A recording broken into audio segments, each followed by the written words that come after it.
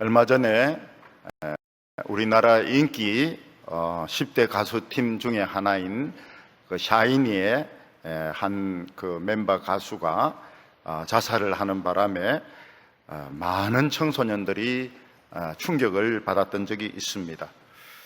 그 가수는 생기기도 잘생겼고 또 노래도 잘 불렀고 또 돈도 많이 벌었고 또 인기도 높았습니다. 그리고 독립하고 난 뒤에도 노래를 아주 잘 불러가지고 성공을 했기 때문에 자살해야 될 이유가 전혀 없는 것 같았습니다.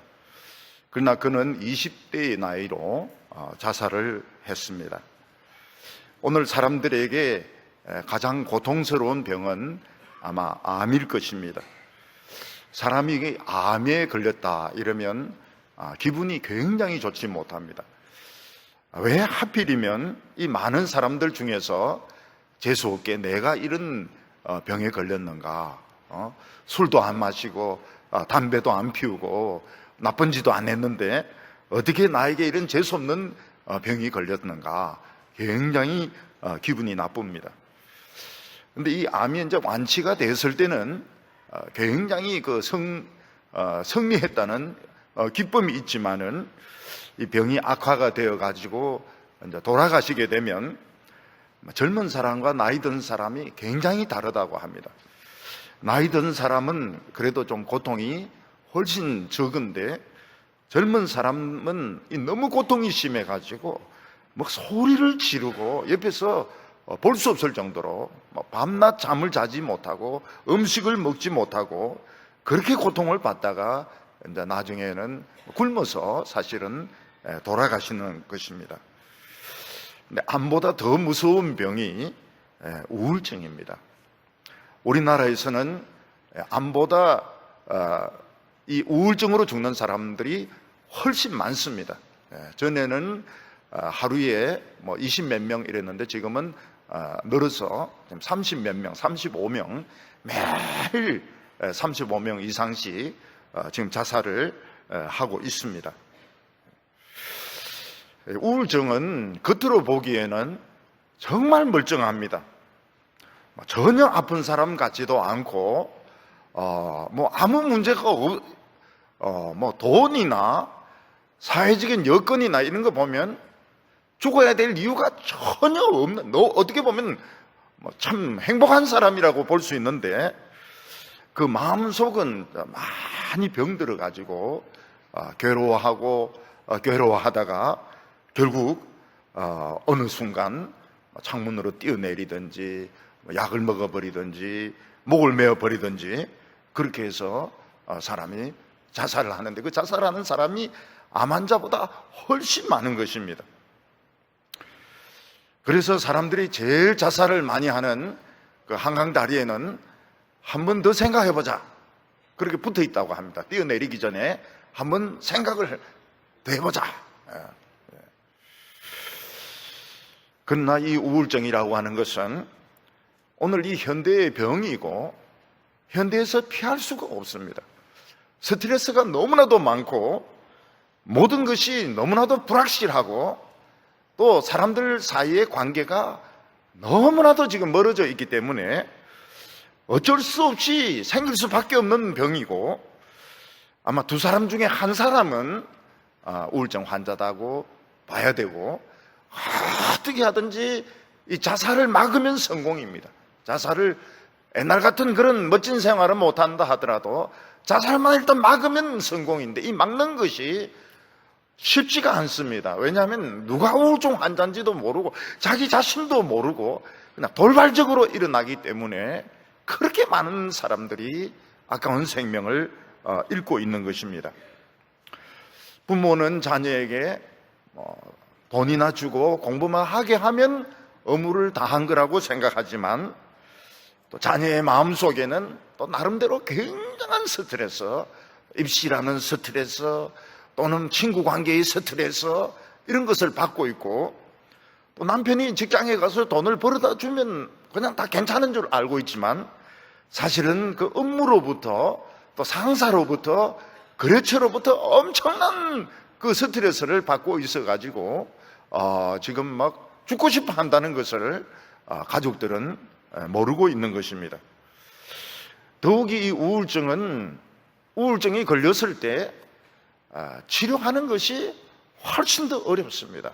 훨씬 치료하는 것이 어렵고, 우리나라에서는 예수 믿든지 안 믿든지 간에 2명 중에 1명은 우울증 환자라고 봐야 될 정도로 굉장히 이 마음의 병으로 고통받는 사람들이 많은 것이 사실인 것입니다. 사울왕은 모든 이스라엘 백성들이 동경하는 이스라엘의 왕이 되었습니다. 사울은 여러 번의 전쟁에서 다 승리하는 바람에 이스라엘의 영웅이 되었고, 또 주위에 그 싸움 잘하는 용사들을 스카우트 해가지고 부하로 삼는 바람에 그 권세가 대단했습니다. 사울은 인간적으로 보기에는 부족한 것이 아무것도 없는 사람이었습니다. 그런데 사울도 인간이기 때문에 남이 알지 못하는 마음의 병에 걸려가지고 한평생 고통을 받았는데, 그게 바로 히스테리성 우울증이었던 것입니다. 처음에는 부하들도 그걸 알지 못했습니다. 그런데 이 병이 점점 더 심해지고, 또 부하들 앞에서도 이게 폭발을 하는 바람에 결국 부하들도 이것을 알게 되었습니다. 사울은 이 히스테리성 우울증을 알고 자살은 하지 않았습니다. 그냥 평생 기쁨 없이 막 신경질 내면서 그러면서 다른 사람을 의심하면서 그러면서 왕으로 있었습니다. 그러다가 마지막 블레셋과 전쟁을 하면서 전쟁에 지게 되고 부상을 입게 되었을 때는 칼을 뽑아가지고 그 칼 위에 엎드림으로써 자살로 결국 그 인생을 마무리를 짓게 됩니다. 사울이 그 긴 시간 히스테리성 우울증을 견딜 수 있었던 것은 체력도 참 좋았던 것 같아요. 사람이 체력이 굉장히 좋았던 것 같고, 사실 하나님의 은혜가 지켜주었던 것입니다. 그렇지만 결국 끝에 가서는 굉장히 그 극단적인 비극적인 그런 선택으로 인생을 마치게 됩니다. 겉으로 보기에는 모든 좋은 것을 다 가졌습니다. 돈도 가졌고, 여자도 있고, 나라도 자기 것이고, 부하들도 굉장히 든든한 부하들이 많았고, 그들도 충성하는 사람들이었고, 그렇지만 인간이기 때문에 마음의 병을 이기지 못했던 것입니다. 오늘 여기 첫 번째로 보면 이 사울에게는 하나님이 부리신 악신이 임했다, 이렇게 말씀하고 있습니다. 사울이 처음 하나님의 부르심을 받았을 때는 정말 하나님과 밀을 관계와 같았습니다. 하나님의 성령이 강력하게 임하면서 사울은 너무 기뻐서 춤을 추기도 하고 노래를 부르기도 하고 입신의 경지에 빠지기도 했던 것입니다. 사울이 예언을 했다 하는 것은 환상적인 엑스타시에 빠져가지고 그 입신을 하는 것을 말합니다. 눈이 이렇게 뒤집어지면서 그냥 떨면서 모라의 그 경지에 빠지는, 이런 일들이 있었던 것입니다. 또 사울은 하나님이 함께 하시는 이런 능력을 가지고 여러 번 전쟁에서 승리를 하게 됩니다. 사울은 이스라엘의 영웅이었습니다.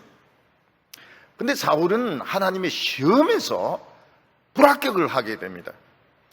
그게 뭔가 하면 아말렉을 쳐라 하면서 아말렉에 있는 모든 사람도 다 죽이고 양과 소와 가축도 다 죽이라, 이것이 하나님의 명령이고 시험이었습니다. 그런데 사울은 그 사람들의 기대를 저버릴 수가 없어가지고 좋은 가축은 다 살려서 끌고 오고, 또 이 왕은 죽이지 않고 포로로 끌고 왔던 것입니다.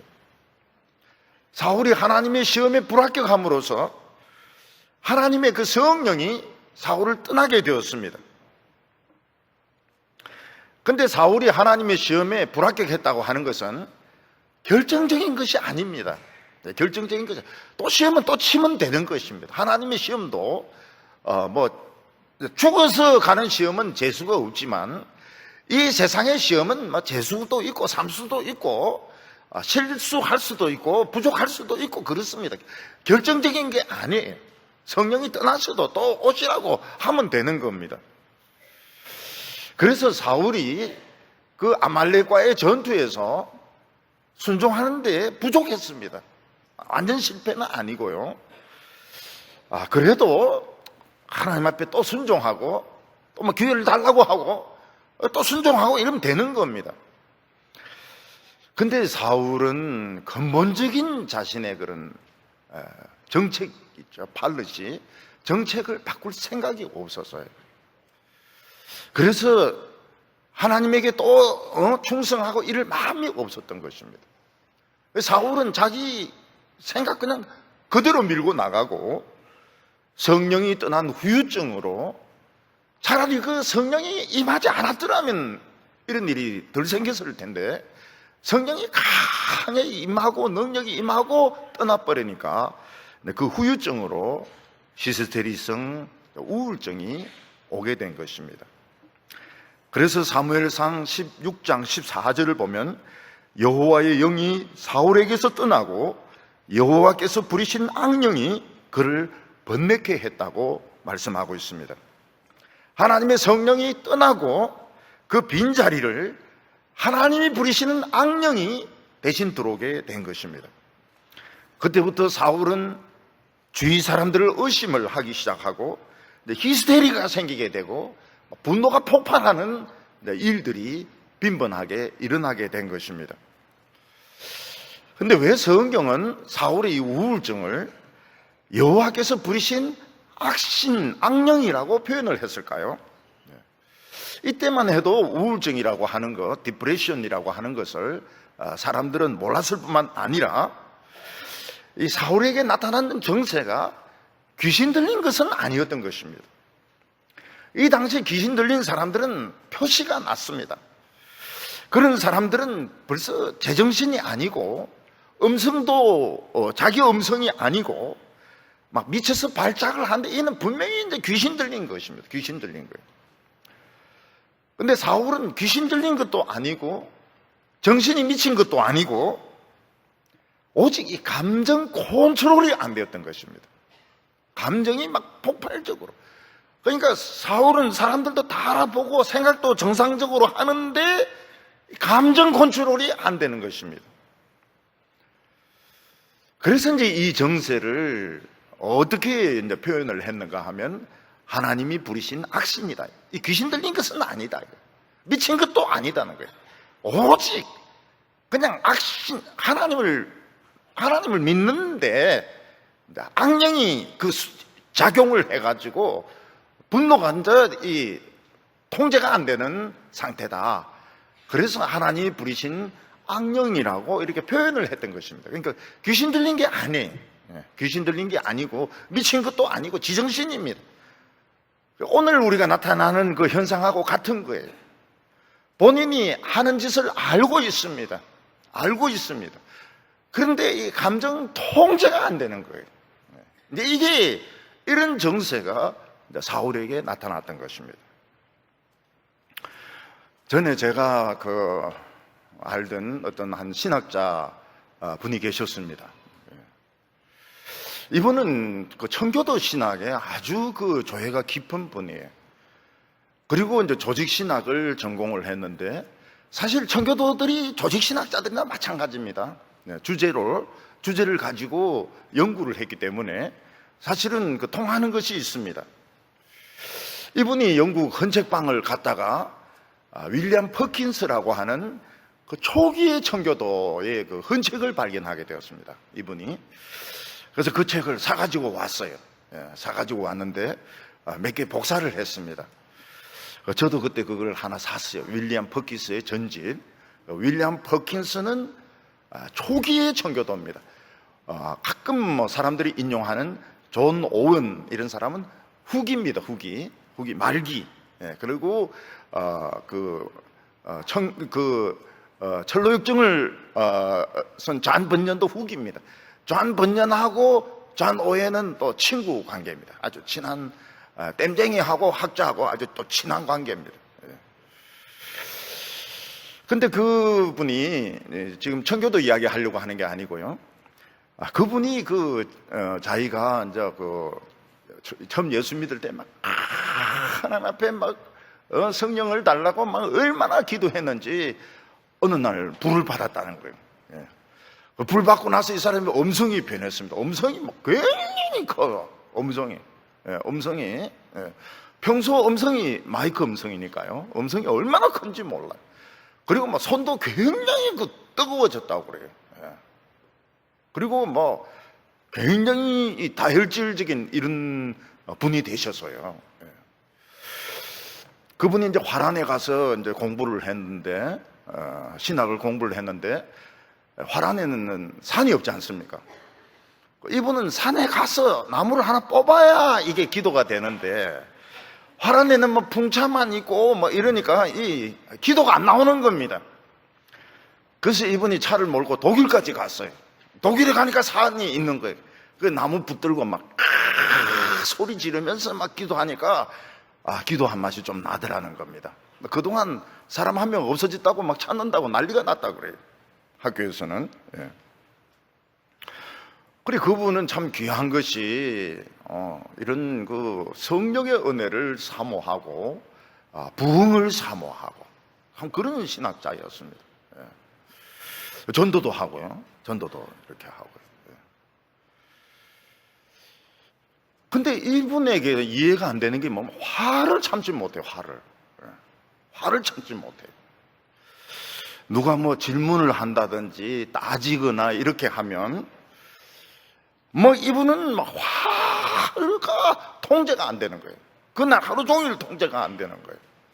하루 종일 막 소리 지르고 감정 통제가 안 돼요. 성경책도 막 내리치고 막 이렇게 합니다. 모세같이 벗긴 줄 알고 막 내리치고요. 이야기가 안 될 정도로.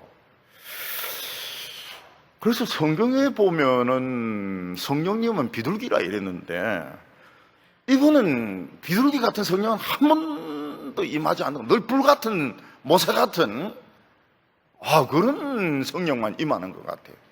좌우간 이분은 아주 이 신학적으로도 참 실력도 있어요. 실력도 있고 그런데 약점이 그겁니다. 약점이 분노 조절을 못해요. 분노 조절을 막 화를 내면서 성령 받고 나쁜 후부터 그런 것 같아요. 여호와의 부리신 악신이 아닐까요? 또 다른 신학자 한 분이 계셨습니다. 다른 신학자 한 분.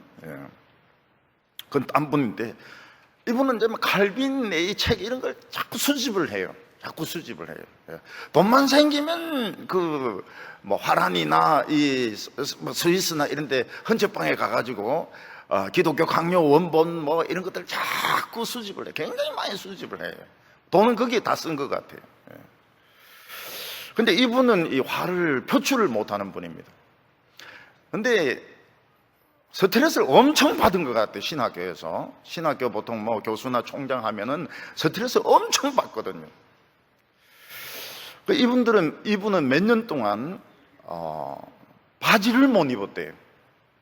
이 몸에 전신 무력증이 와가지고 중풍 환자 같이 부인이 이제 바지 입혀주고 밖에는 못 나갔다는 거예요. 병원에 가면 병명은 모르고 병명은 없고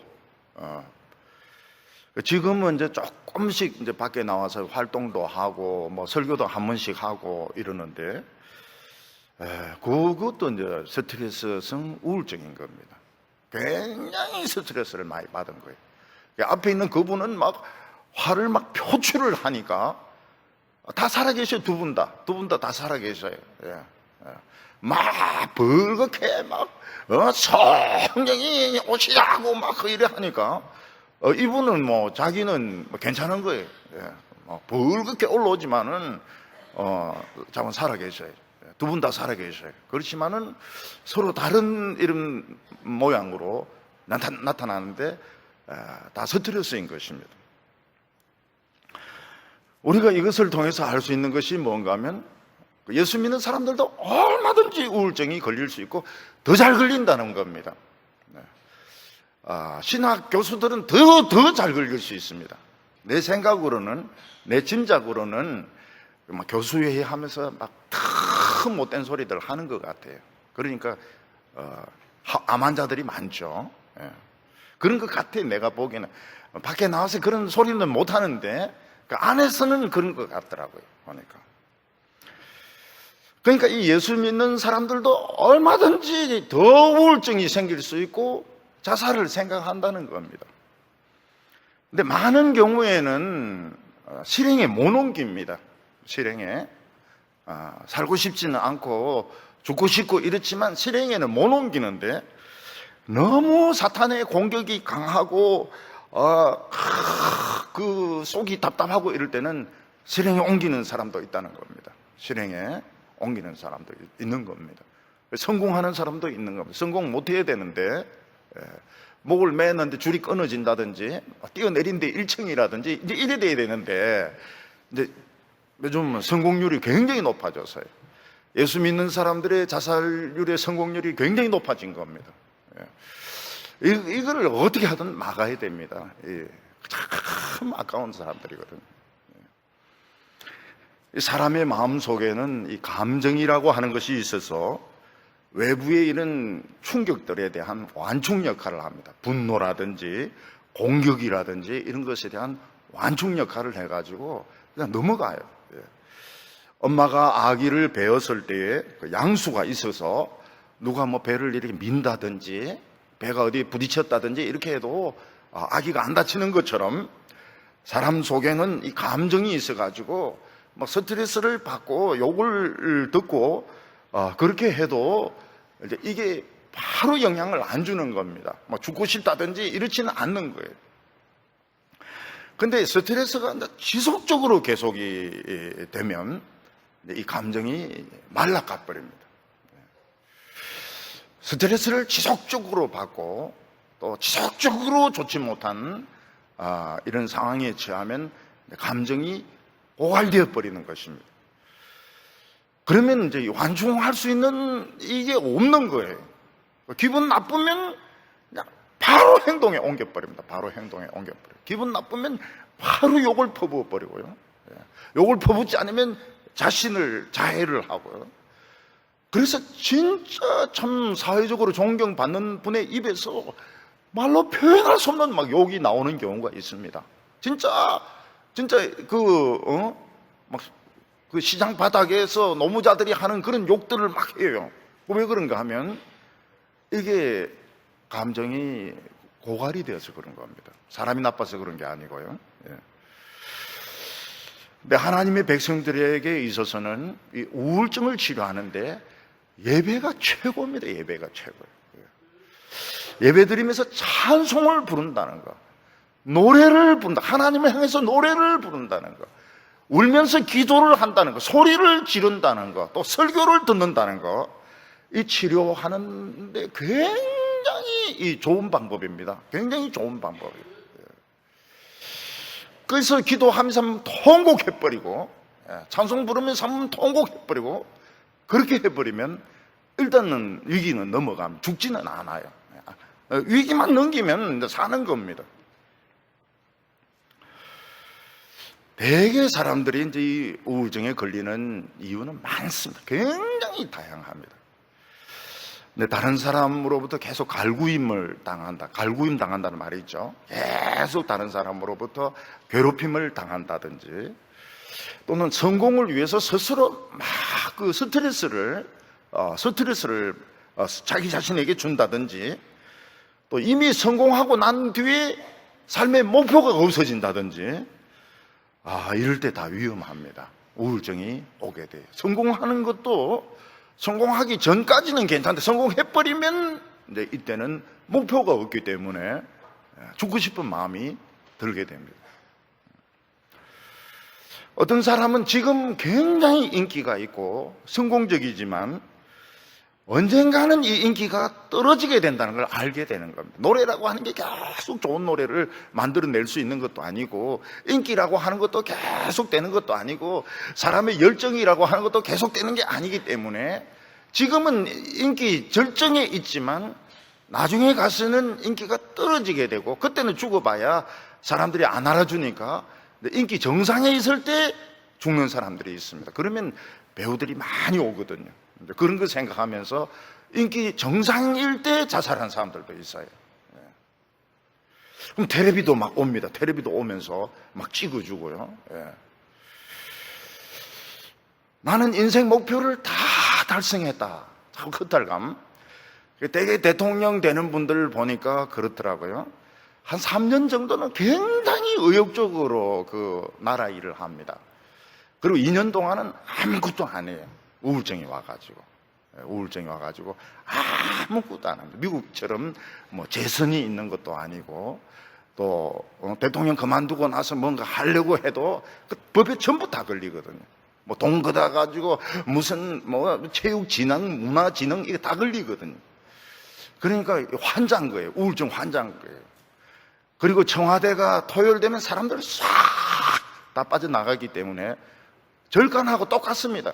절간하고. 그러니까 아무것도 안 해요. 국민들이 보기에는 아무것도 안 하는 거예요. 대통령이 아무것도 안 하는 거예요. 아니면 뭐 술만 마시든지, 아니면 방구석 처박혀 있든지.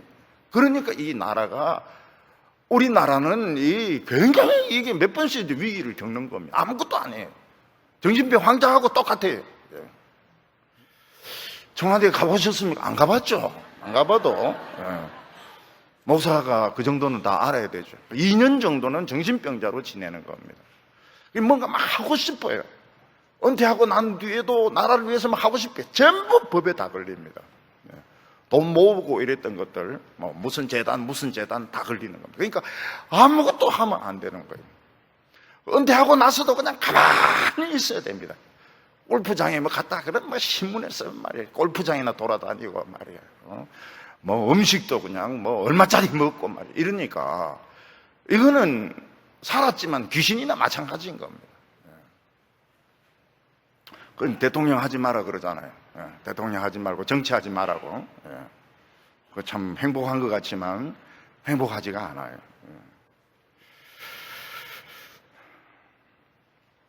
하나님의 종 같은 경우에는 막 설교하고 이럴 때 막 교인들 은혜 받지 않습니까? 우리 교회는 그래도 막 할렐루야를 못하게 하기 때문에 할렐루야가 적지면 딴 데는 막 굉장하거든요. 막 할렐루야 하고 막 사람들 막 빽빽하게 오고 웃고, 설교 마치고 숙소에 가면 아무것도 없는 거예요. 아무것도 없는 거예요. 부인도 없어요. 부인도 처음엔 따라다니지만 똑같은 설교 계속 들을 사람이 누가 있습니까? 그거 다 외우고 있는데. 그러니까 자살 아니면 이제 그 죄를 짓는 겁니다. 자살 안 하면 죄를 짓는 거예요. 그러니까 이 하나님의 종들은 냉탕, 온탕을 왔다 갔다 하는 것입니다. 예배 드릴 때는 냉탕에 열탕이고, 그리고 집에 가면 냉탕이고, 목욕은 막 냉탕, 온탕 왔다 갔다 하면 좋죠. 땀 빼고. 근데 목사들은 이제 그렇게 하다가 이제 병이 오는 겁니다. 대개 하나님의 종들을 보면, 목사들을 보면 진액이 빠질 때까지 하나님 일을 합니다. 왜냐하면 하나님 일을 그만두는 순간 너무 공허하기 때문에. 그래서 기름이 딱 떨어지면 어떻게 됩니까? 병이 오는 겁니다. 뭐 우울증이 오기도 하고, 이유를 알 수 없는 이런 히스테리성 병이 오기도 오고, 자살 충동이 오기도 하고. 그래서 옛날에 유명했던 그 설교자들은 대개 한 50대 중반 되면 다 죽습니다. 왜냐하면 그때 진액이 다 떨어지거든. 한 편 설교를 하면서 진액을 다 쏟는데, 그걸 이제 한평생 하면 이제 한 2,000편, 3,000편 정도, 그리고 부흥회도 가고, 이러면서 50대 중반에 되게 다 죽는 겁니다. 근데 70, 80, 90까지 사는 사람들은 이제 설교 안 한 사람들이죠. 그 사람들은 머리가 굉장히 좋은 사람들이에요. 죽느냐, 사느냐, 이게 문제로다. 그래서 설교를 그렇게 열심히 안 하는 거예요. 열심히 안 하고 놀러 다니고. 근데 이러면 90까지 살아요. 뭐 모세같이 뭐 광야에서 불을 보고 이러면 이제 이거 50살에 죽는 겁니다. 이거. 특히 오늘 우리 한국이 더 그렇습니다. 굉장히 스트레스를 주지 않습니까? 부모는 자녀들에게 스트레스를 줍니다. 공부에 대한 스트레스를 줍니다. 직장에서는 스트레스를 줍니다. 선생님은 제자들에게 스트레스를 줍니다. 근데 그게 이제 죽어가고 있는 것입니다. 전에 서울대 교수가 그러더라고요. 나는 애들에게 스트레스를 안 주는데 애가 왜 그런지 몰라요. 그게 스트레스라고요. 그 엄마거든요. 여 교수니까. 엄마가 서울대 교수라는 자체가 애에게는 스트레스라는 것입니다. 교회도 마찬가지입니다. 아버지가 큰 교회 목사라는 자체가 스트레스라는 거예요. 스트레스라는 거예요. 애는 그 교회를 안 오려고 그래요. 아버지 교회를 안 오려고 그래요.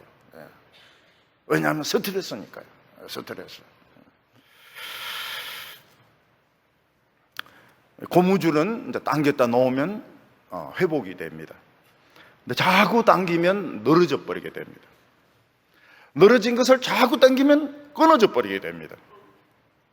마찬가지로 사람이 이제 이 감정이 있을 때는 어린이들 같은 경우에는 뭐 때리거나 욕하거나 이래도 뭐 상관없어요.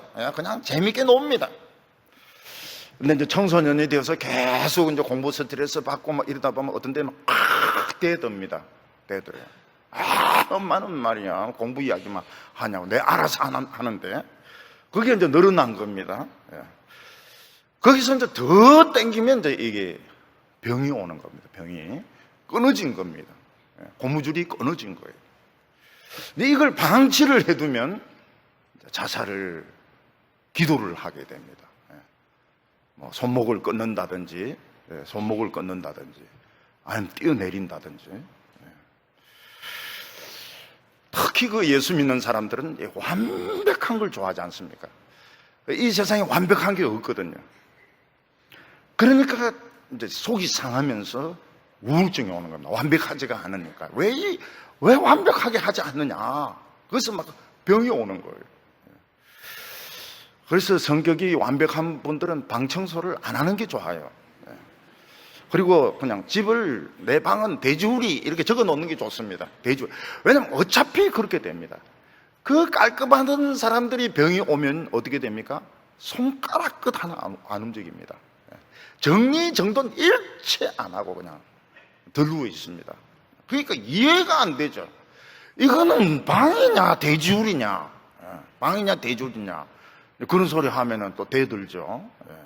그래서 그냥 방도 그냥 돼지우리 같이 그냥 살고, 그냥 그 그릇도 좀 그만 닦고, 어떤 사람은 막 닦고 일단 부수는 사람들이 있어요. 접시를 그냥 대충 닦고 말이죠.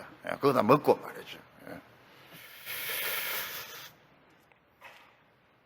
그래 이 고무줄이 끊어졌을 때는 이제 좋은 의사 만나가지고 상담을 하기도 하고 약을 먹어야 됩니다. 약을 먹으면 일단은 자살은 막을 수 있고, 약을 계속 먹으면서 옛날 같은 그런 힘 있는 일은 아니지만은 그냥 살살 직장 생활도 할 수 있고 공부도 할 수 있고 살 수가 있어요. 워낙 자살을 많이 하니까 연구가 어느 정도 지금 많이 되어 있습니다. 그 고무줄 끊어지면 약을 먹어야 됩니다. 그 약 줄이면 어떻게 됩니까? 줄이면 또 나와요. 또 나타나요.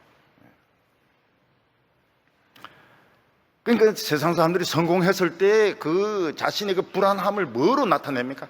히스테리로. 요즘 쉬운 말로 갑질이라고 하지 않습니까? 갑질. 자기는 그 죄의식을 못 느껴요. 근데 너무 허무한 거예요. 돈 많은 게 너무 허무하고 높아진 게 너무 허무하니까 밑에 사람들 막 잔소리를 하고 막 못 살게 구는 겁니다. 그게 이제 자기도 모르게 그렇게 해요. 그걸 이제 갑질이라 해가지고 요즘은 범죄에 속하게 됩니다. 범죄에 요즘 걸립니다. 갑질을 하면 걸리게 돼요. 걸리게 돼요. 교회에서도 가끔 그런 일이 있습니다. 노인들 중에서 아기들이 너무 귀우니까 손잡지 않습니까? 이거 걸려요. 경찰 전화하면 바로 경찰이 옵니다. 경찰이 와요. 요즘은 굉장히 지금 무서운 세상이기 때문에 애들이 귀여워도 자기 손자도 물어보고 손잡아야 됩니다. 그 함부로 입 맞추거나 얼굴에 손대면 이 큰일 납니다. 얼굴에 손대면. 어린이나 중고등학생들 귀엽다고 해가지고 얼굴에 손대면 이거는 바로 경찰 와요. 경찰 바로 와가지고 조사 다 합니다. 조심해야 돼요. 굉장히 조심해야 돼요. 어떤 분은 술을 못 끊는 분이 계세요. 술을, 우리 교인이죠. 우리 교인. 금요일 안 오니까 좀 안심하고 이야기할 수 있는데, 유명한 농구 선수예요. 유명한 농구 선수예요. 연세대학교 농구 선수 출신인데 술 때문에 인생을 망친 거예요. 그 놀이터에서 애가 너무 이쁘니까 잡았다가 이 성추행을 한 3년 살았습니다. 3년. 징역을 3년인가 5년인가 이제 나왔어요. 나와가 교회에 지금 나오고 있습니다. 나오고 있어요. 그러니까 뭐 이쁘다고 해서 만지고 못생겼다고 해서 못생겨도 이거 5년입니다. 못생긴 거 만졌다 이래가지고 법정 최고형을 때리는 겁니다. 이 히스테리성 우울증이라고 이제 제가 이제 이렇게 여호와의 부리신 악신, 이걸 제가 히스테리성 우울증이라 이렇게 이제 이야기를 한 건데, 히스테리성 우울증은 장점이 뭔가 하면 계속되는 건 아니라는 겁니다. 간헐적으로 오는 겁니다. 간헐적으로, 불규칙적으로 오는 겁니다. 원인은 잘 모르는 것 같아요. 원인은 잘 모르는데 불규칙적으로 오는 겁니다. 그런데 우울증은 이게 계속되기 때문에 살기 힘들어요. 그래도 약이 있으면 삽니다. 그리고 이 사울은 히스테리성 발작인데 이걸 표현하는 스타일입니다. 참는 게 아니고 막 소리 지르고 창도 던지고 물건도 던지고 꽃병도 던지고 이러니까 밖으로 표현을 하니까 이 사람이 오래 산 것 같아요. 체력도 굉장히 좋은 사람이고. 그 대개 이제 죽는 사람들은 말을 안 하는 사람들이에요. 굉장히 착한 사람들이죠. 그래서 이제 참다가 이게 폭발해버리면 컨트롤이 안 되는 겁니다. 그래서 대구 여성들 보면은 얼마나 이상적인 여성들입니까? 말을 안 하거든요. 남편이 뭐 좀 시원찮아도 말을 안 하거든요. 교회 와서 주여 이렇게 하고, 참 이쁘고 말을 안 하고. 세상에 이런 좋은 여자들이 어디 있습니까? 좋은 거 아니에요. 어느 날 혼자 희죽희죽 웃기 시작하고, 근데 이때부터는 이건 이제 치료가 굉장히 어려워지는 겁니다. 차라리 말을 하는 게 나아요. 말을 해라. 그저 권사님들인데 그런 말 하죠. 아프다고 하세요. 아프다고 하시고, 말하세요. 말을 해라고. 근데 이 대구라는 이 자체의 문화가 그렇더라고요. 말을 안 해요. 남자분들도 이렇게 속에 쌓아놨다가 이제 말을 하고 이러니까 예수 안 믿고 자꾸 파괴사 밑에 놀러 다니고 이러다 죽을 가능성이 굉장히 많아요.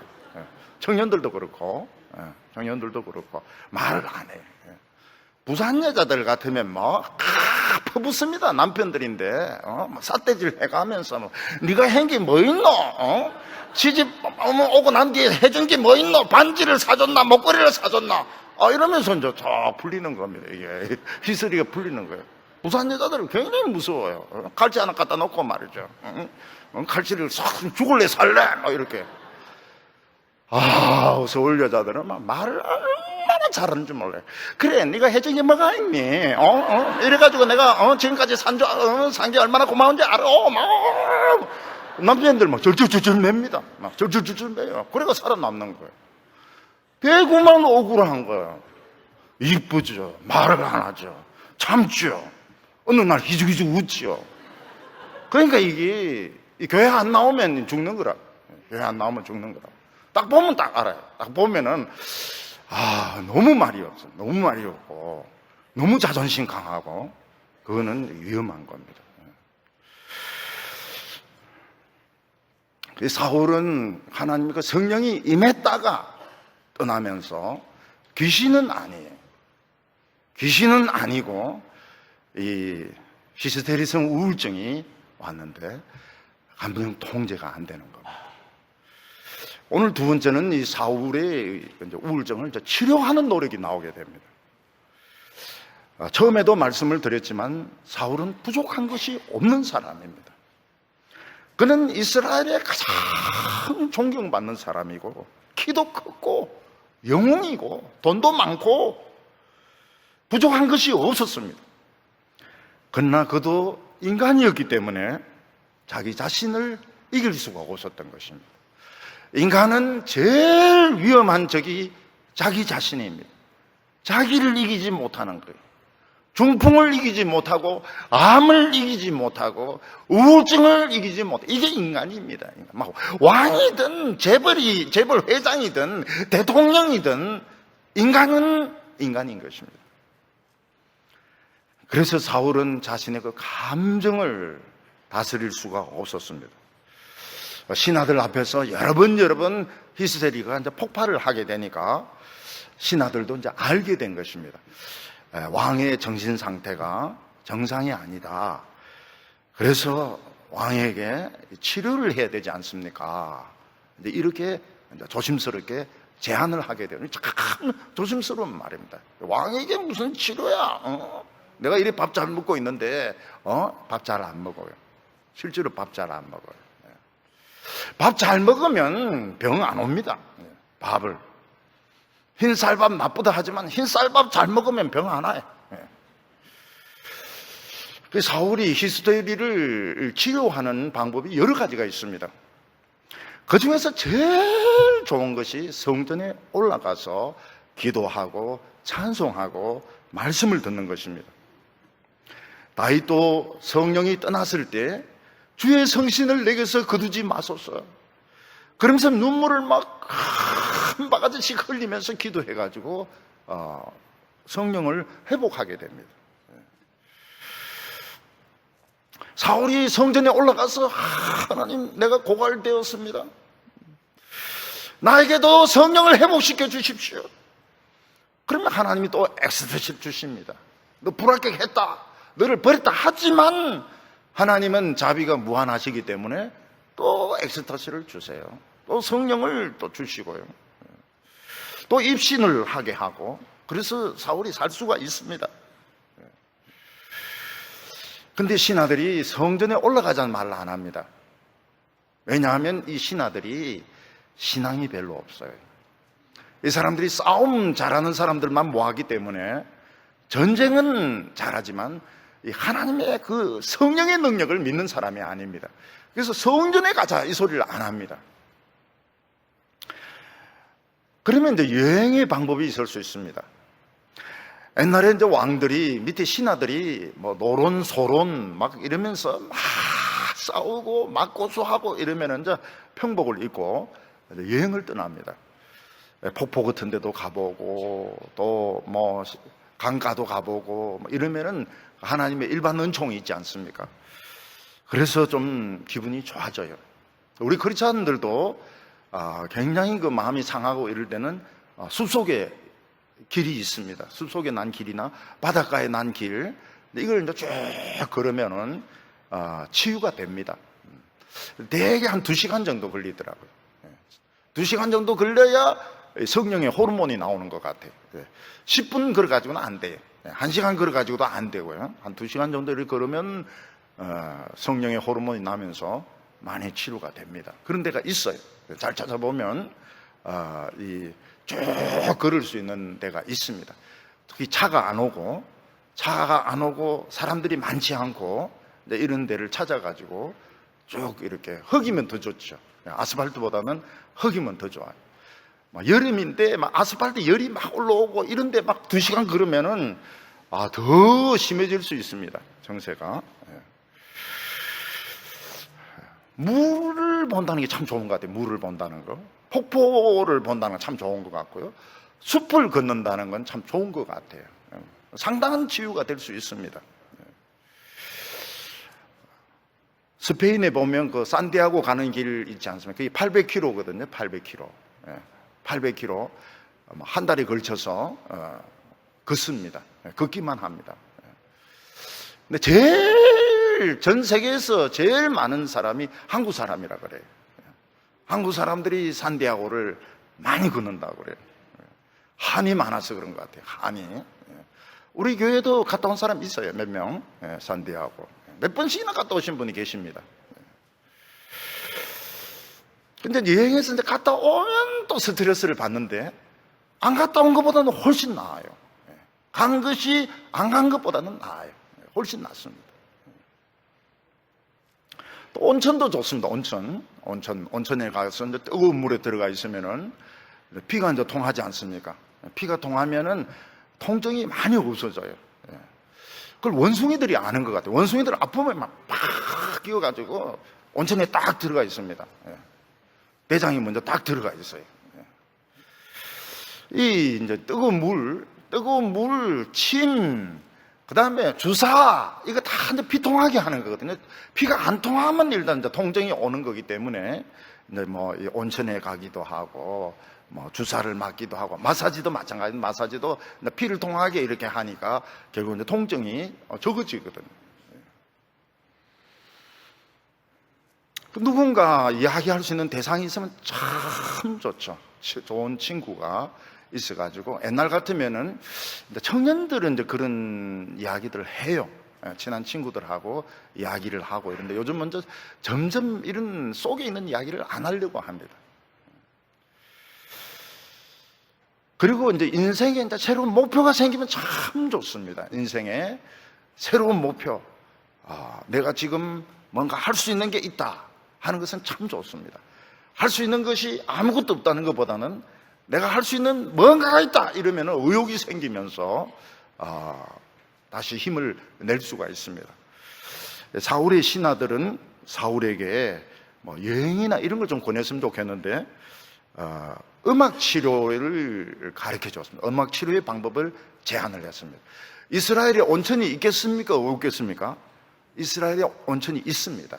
성경에 보면 온천이 있다는 말이 나옵니다. 그리고 그 갈릴리 저 북쪽 헐몬산 밑에 가면은 물이 땅속에서 막 솟아나잖아요. 그 온천물은 아니지만은 그것도 굉장히 좋거든요. 굉장히 눈에도 참 좋고, 물을 본다는 거, 나무를 본다는 거, 푸른 걸 본다는 거는 눈에 굉장히 좋은 역할을 하거든요. 근데 이제 제일 쉬운 방법을 가르쳐 준 것 같아요. 수금을 제일 연주 잘하는 사람을 불러다가 연주하면 왕의 이 상한 마음이 좀 치료가 되면서 좀 나을 것 같다고. 그래서 16절에 보면 원하시면 우리 주께서는 당신 앞에 모시는 신하들에게 명령하여 수금 잘 타는 사람을 구하게 하소서.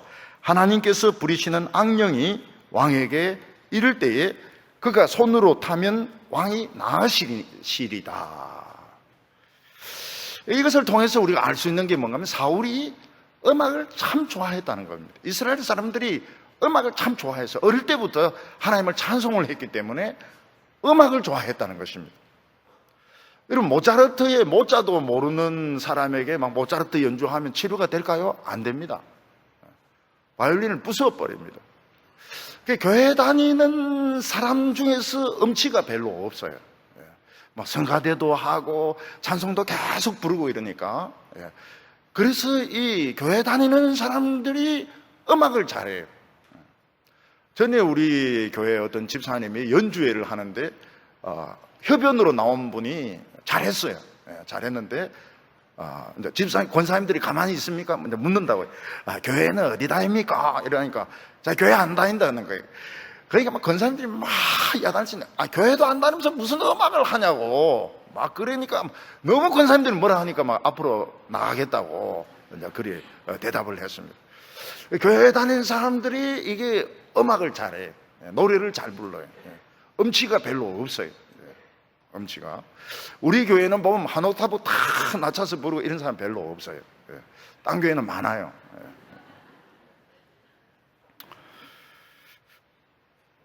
어떤 야구 선수는 보니까 그 스트레스를 많이 받으면 노래방을 2시간을 예약을 해가지고 막 꽉을 지르면서 노래를 부른다는 겁니다. 그러면 또 괜찮대요. 자기가 좋아했던 음악, 자기가 특히 그 어렸을 때, 10대 때나 이 초등학교 때 이럴 때는 절대적으로 뇌에 새겨지는 것 같아요.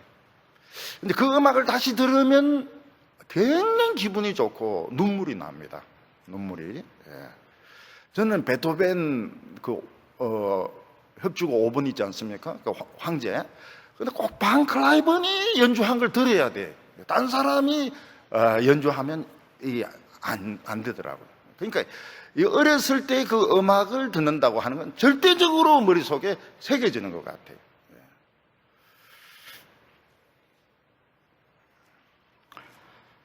하나님의 종들이 우울증 환자들이 많습니다. 그 이유는 진을 다 뺏어 그래요.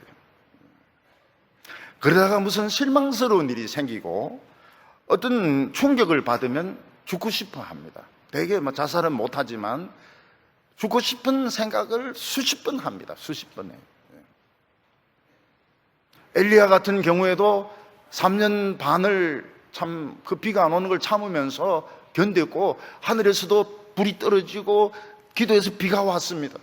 근데 백성들의 변화되지 않은 모습, 자기를 체포해서 죽이려고 하는 이 이세벨의 그 통보를 듣고서는 도망을 치가지고 로뎀 나무 밑에서 죽여달라고 합니다. 실망이죠, 실망. 하늘에서 불이 떨어지고 하늘에서 비가 왔는데도 변하지 않는 백성, 소망이 없다. 죽여달라고 이야기합니다. 이 스펄전은 땅땅한 사람입니다. 키가 작고 땅땅한 사람인데 이 굉장히 성량이 풍부한 사람입니다. 성량이. 그리고 스펄전이 이제 수염을 이렇게 길렀는데 수염을 이렇게 기르는 것이 겨울에 목을 따뜻하게 한 목도리 같은 역할을 한다 그래요. 그래서 이 성악하는 사람들 보면 이제 수염을 이렇게 좀 기르지 않습니까? 그러면 나이도 좀 들게 보이고 또 이 목을 따뜻하게 한다 그래요. 그래서 목이 추운 분들은 좀 밑에 이렇게 기르는 것도 안 좋을 것 같아요. 우리나라 사람들은 산적 같더라고 보니까 밑에 이렇게 목도리 같이 이렇게 했는데 이 사람이 너무 많은 교인들이 너무 많은 거예요. 5,000명 이런 사람들에게 마이크 없이 뒤에 이제 울림통이라고 하는 게 있습니다. 울림통이란 것이 마이크만큼 못하죠. 근데 그런 설교들을 계속하고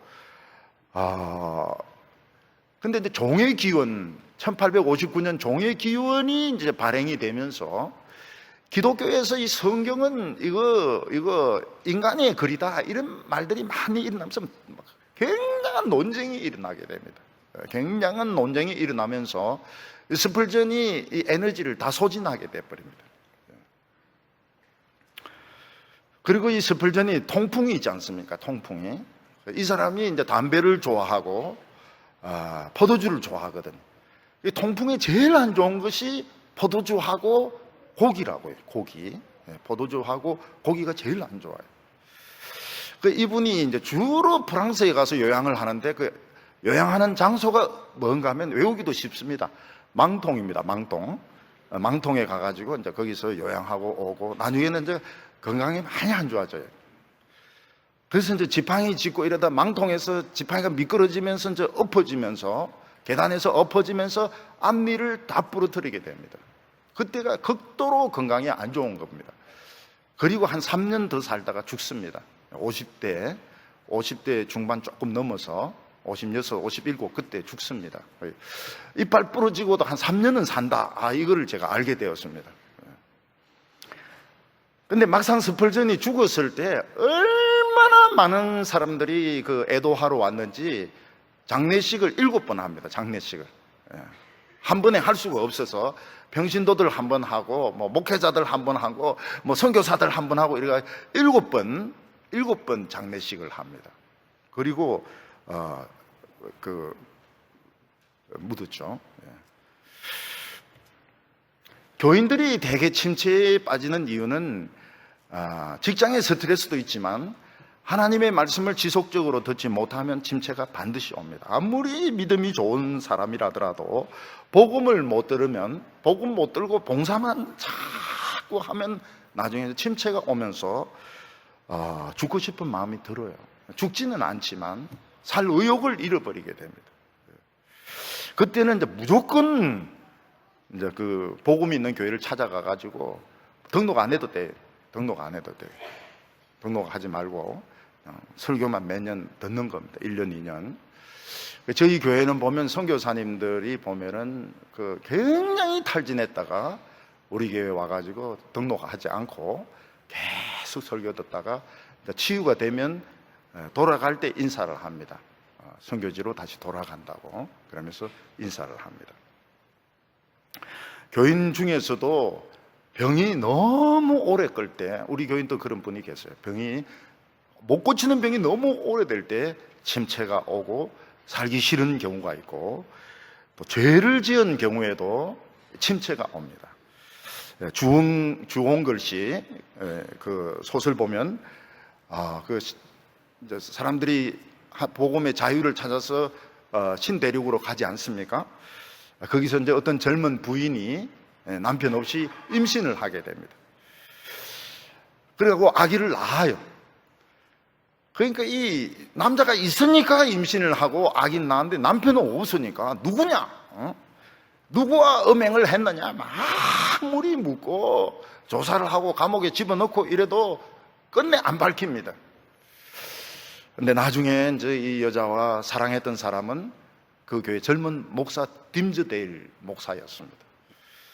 이 사람이 다른 사람 앞에서는 의인이었지만 그 양심의 가책 때문에 자기 가슴을 계속 송곳으로 찌르는 겁니다. 송곳으로. 그래서 나중에 그 여자가 심판받았던 거기에 올라가서 죽습니다. 그 여자와 아기의 손을 잡고 죽습니다. 자기 양심은 굉장히 고통스러웠던 것입니다. 다윗 같은 경우에도 음행을 저지르고 완전 범죄로 만들려고 그 남자 충신입니다. 충신 우리아를 죽입니다. 그리고도 입 딱 다물고 있습니다. 그때 선지자가 와서 그걸 폭로를 시킵니다. 그러니까 골문 것을 터뜨려 줍니다. 터뜨려 줘서 결국 다윗은 살게 됩니다. 사울의 신하들은 이 음악 치료의 방법이 참 어떻게 했느냐 이러니까 사울도 그게 참 좋겠다 그래가지고 한번 찾아봐라고 음악 연주 잘하는 사람을 찾아보라고 이제 이야기를 명령을 이제 내리게 된 것입니다. 오늘 여기 세 번째로 보면 그 연주자로 다윗이 뽑히게 됩니다. 성경 여러 곳에 나타나고 있는 것 중에 하나가 뭔가 하면 다윗이 이 악기를 제작하는 데 천재였다는 것입니다. 그리고 연주하는데도 굉장히 연주가 탁월했던 것입니다. 다윗같이 악기를 연주하며 다윗같이 악기를 만들며 이런 표현들이 성경에 몇 군데 나오고 있습니다. 물론 옛날에도 이런 수금이라든지 뭐 이런 현악기를 만들어서 파는 데도 있었지만은 다윗은 자기 악기를 자기가 만들어서 연주를 했습니다. 그걸 보통 잘 만든 게 아니고 굉장히 잘 만든 거예요, 악기를. 그리고 연주를 아주 탁월하게 했던 겁니다. 아니, 이 레슨 시켜주는 교수도 없는데 어떻게 다윗이 이런 악기를 만들 수가 있었겠나? 그걸 또 연주를 할 수 있었겠는가? 이 천부적인 재능인가? 제 생각 같아서는 뭐 성경에는 없지만 베들레헴에 그런 대가가 숨어 있었던 것 같아요. 악기를 잘 만드는 그 할아버지 이런 사람이 있었던 것 같아요. 그래서 다윗이 어렸을 때 이제 자주 놀러 가가지고 악기 깎는 법 이런 것도 배우고 소리 내는 법도 배우고 그리고 연주하는 법도 배우고 난 뒤에는 이제 자기가 연습을 해가지고 악기도 만들고 연주도 하고 이러면서 상당한 수준까지 올라갔던 것 같아요. 그러니까 이 환경이 굉장히 중요하거든요. 아무도 음악을 좋아하는 사람이 없는데 음악 잘하는 사람이 나올 수가 없어요.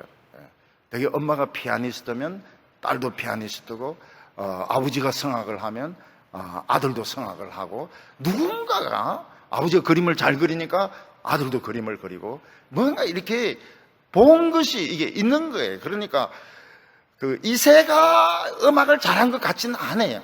이세하고 다윗하고는 사이가 별로 안 좋아요. 너무 나이 차이가 많이 나가지고, 그러니까 다윗이 이제 놀러 가던 어떤 그 요즘 말로 할배가 있은 거죠. 할배, 숨어 있는 음악의 대가가 있은 거예요. 다윗 왔냐? 이러면서, 우리 아버지 뭐 하세요? 내가 지금 수건 깎는다. 수건 어떻게 깎아요? 그러면 이제 다 깎는 법 이렇게 주고, 줄은 뭐로 만들어요? 고래 힘줄이지. 고래가 어디 있나요? 고래는 바다에 많단다. 그러면 없으면 어떡하나? 그럼 뭐 소 힘줄 가지고 만들지. 뭐 이런 식으로 하면서 이제 연주법도 이 배워야 되는 것이지, 혼자서 그 터득할 수는 없어요. 이 글렌 굴드라고 하는 사람은 베토벤하고 바흐를 완벽하게 연주를 한 사람입니다. 근데 중학생 되면서부터 레슨을 안 받았어요. 엄마가 그리 레슨을 받아라 그래도 중학생부터는 글렌 굴드가 레슨을 안 받습니다. 왜냐하면 자기 그 연주법을 이미 개발했기 때문에. 천재입니다, 천재. 글렌 굴드는 천재입니다. 그래서 이제 바흐의 이 피아노 곡이 굉장히 무거울 줄 알았더니 그렇지가 않더라고요. 굉장히 밝고 명랑하더라고요. 글렌 굴드는 바흐를 완전히 재현한 사람이다. 그런데 레슨을 안 받았어요. 어느 정도 어렸을 때는 엄마로부터 레슨 받고, 엄마 피아니스트니까요. 그리고 교수인데 레슨 받고, 그 다음부터는 안 받았다는 겁니다. 우리나라 어떤 여자 바이올리니스트는 천재라는 소리를 들을 정도로 어린 나이에 세계적인 대회 우승을 하고, 뭐 독일 유명한 대학에 장학생으로 가고, 근데 어느 순간부터 난 더 잘해야 된다, 더 완벽해야 된다, 그런 이제 강박증이 오면서 그때부터 이제 우울증이 오게 되는 겁니다. 그래서 바이올린도 하지도 못하고 손도 못 대고 집 밖에도 못 나오는 완전히 그 폐인이 됐어요. 근데 어느 날 복음송 누군가 널 위하여 기도하네, 그걸 이제 들으면서 그 복음송부터 이제 연주를 하기 시작했습니다.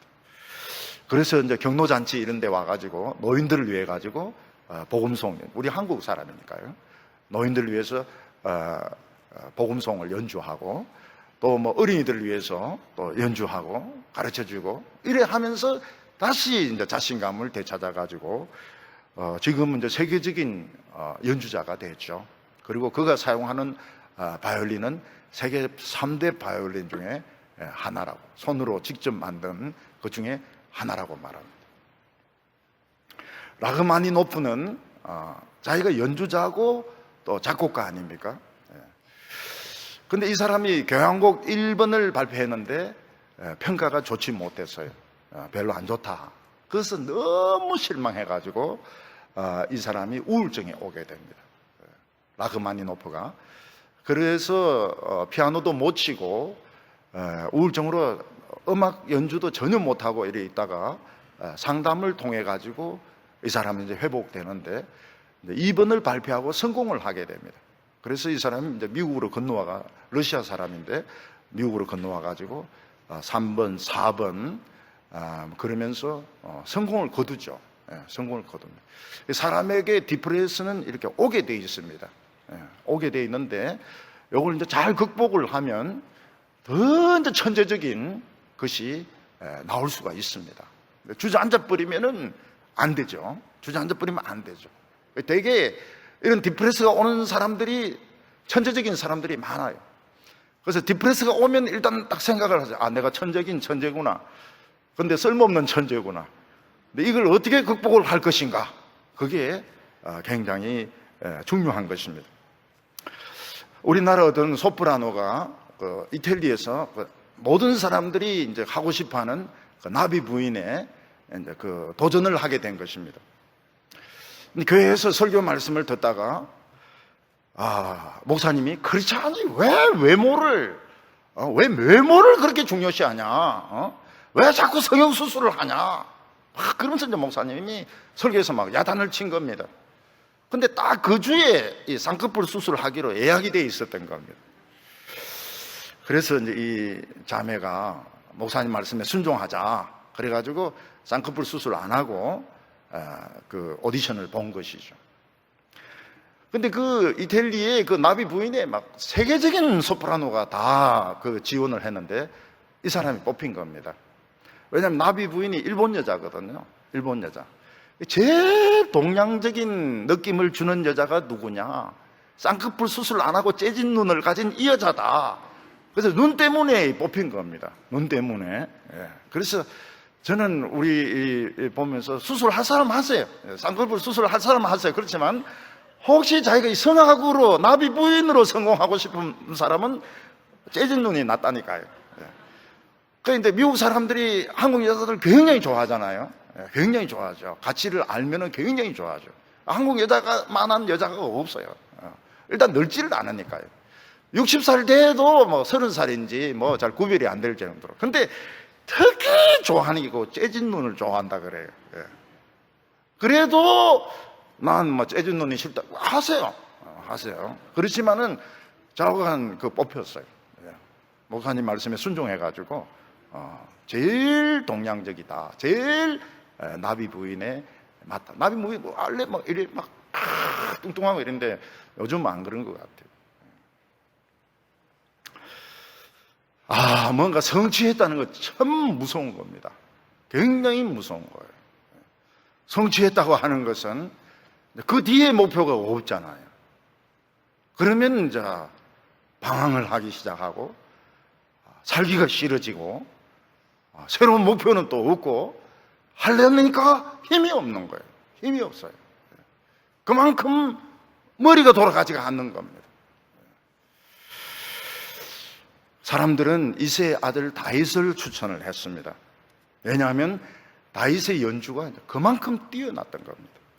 18절 보면 소년 중 한 사람이 대답하여 이르되 내가 베들레헴 사람 이새의 아들을 본즉 수금을 탈 줄 알고 용기와 무용과 구변이 있는 준수한 자라 여호와께서 그와 함께 계시더이다 하더라.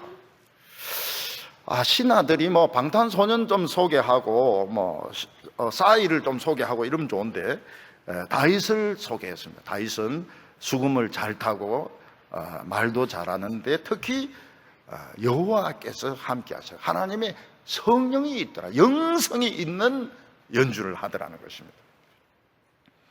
이 음악에 벌써 영성이 있습니다. 그래서 이 마귀적인 음악은 그 리듬과 템포와 그 음악 색깔이 벌써 우리하고 안 맞아요. 안 맞아. 근데 하나님을 찬양하는 이런 음악은 리듬과 이런 그 음악의 색깔 그리고 템포 이런 것들이 우리하고 잘 맞아요. 잘 맞아요. 제가 한 번은 영국에서 두 군데서 이제 그 예배를 드리게 되었습니다. 두 군데서 이제 설교를 한 것이죠. 근데 한 곳에서 이제 저는 준비 찬양하고 이럴 때 다 같이 있거든요. 찬양이 중요하기 때문에 보통 강사들은 강사실에서 거기서 뭐 차 마시고 한담하고 이러는데 그런 거 싫어해요. 같이 막 찬양을 하고 이러는데 런던에서는 별로 은혜를 못 받겠더라고요. 근데 지방의 한 그 도시 거기서는 그 여성이 찬양을 인도하는데 아주 그 영성이 있어요. 그래서 상한 마음이 굉장히 많이 치료가 되었습니다. 똑같은 찬송가를 하는데도 똑같은 그런 하나님 찬양하는 노래를 부르는데도 어느 쪽에서는 별로 도움이 안 되고 어떤 곳에서는 굉장히 치료가 되고요. 우리 이제 이 찬양을 하지 않습니까? 근데 총신에 가보면은 이 귀 떨어질 정도로 이 볼륨을 올려놔요. 그래서 말을 할 수가 없습니다. 말을 할 수가 없어요. 같은 노래를 불러도 막 마지막 날에 할 때만 뭐 얼마나 크게 틀어놓는지 진짜 이 앞에서는 귀가 떨어집니다. 이 앞에 특히 강사는 또 앞으로 모시잖아요. 그럼 내 앞에서 이 큰 게 막 팡팡 하면서 막 했는데 진짜 기가 떨어져요. 근데 그 주에 금요 예배하는데 우리는 살살하지 않습니까? 성령이 떠난 것 같아, 갑자기. 총신에서는 성령이 계신데 여기서는 성령이 딱 떠난 것 같은 그런 느낌이 들더라고요. 소리가 너무 작으니까. 그래서 내가 가만히 생각해 봤어요. 우리 교회 성령이 떠나셨나? 근데 그건 아니고 볼륨 차이가 너무 많이 나니까 이게 갑자기 적응이 안 돼서 그런 것입니다. 다윗의 이 수금은 영성이 있었어요. 굉장히 그 신앙적인 연주였기 때문에 히스테리성 이 우울증을 치료하는데 도움이 되었습니다. 23절에 보면 하나님께서 부리시는 악령이 사울에게 이를 때에 다윗이 수금을 들고 와서 손으로 탄즉 사울이 상쾌하여 낫고 악령이 그에게서 떠나더라. 이 다윗의 음악 연주 수준은 거의 최고였던 것 같아요. 그래서 이 음악을 들으면서 이 히스테리가 치료가 된 것입니다. 완전 치료가 아니고요. 그때만 치료가 된 것입니다. 근데 사울이 다윗을 굉장히 좋아했다고 그러는데 요 뒤에 보면 다윗이 골리앗을 죽이고 오는데 못 알아봅니다. 누구냐? 자기 부하인데 물어보니 저 누구냐? 저 소년이 누구냐? 그러니까 내가 여호와께 맹세키로 모릅니다. 아니 이제 이렇게 좋아했는데 왜 전혀 몰라볼까? 어떻게 보면 청소년들은 막 자꾸 잘하니까 좀 시간 지나면은 달라질 수 있습니다.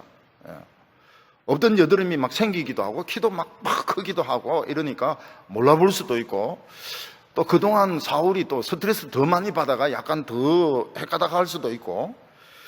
근데 이 사무엘서 저자가 여러 명이거든요. 여러 명이니까 이게 다른 겁니다. 근데 이 이스라엘 백성들이 놀라운 점이 뭔가 하면 분명히 다르잖아요. 여기서는 그래 사랑했는데 전혀 몰라보고 있잖아요. 이걸 고치질 않아요. 그냥 그대로 둡니다. 모순되는 성경 구절을 그대로 둬요. 그래서 그냥 그대로 주님 재림하실 때까지 모순되는 걸 그냥 그대로 두고 임의로 이걸 고치질 않습니다. 우리 한국 사람들 같으면 못 견디죠. 어떻게 해서든지 다윗을 잘 알아봤다 이렇게 고칠 것 같은데 이스라엘 사람들은 손을 안 대요. 그게 그들의 장점입니다. 이 성경의 신뢰성의 장점입니다. 오늘 우리 성도님들 상한 마음 하나님 앞에서 치료받으시기를 바랍니다. 치료받으시고 사탄이 틈타지 못하도록 히스테리성 발작 또는 우울증들 남이 모르는 속에 있는 분노들 참 없는 사람 없습니다. 다 치료받고 우리 건강해서 참 마음도 건강해서 우리 참 하나님을 기쁘시게 하는 성도들 다 되시기를 바랍니다.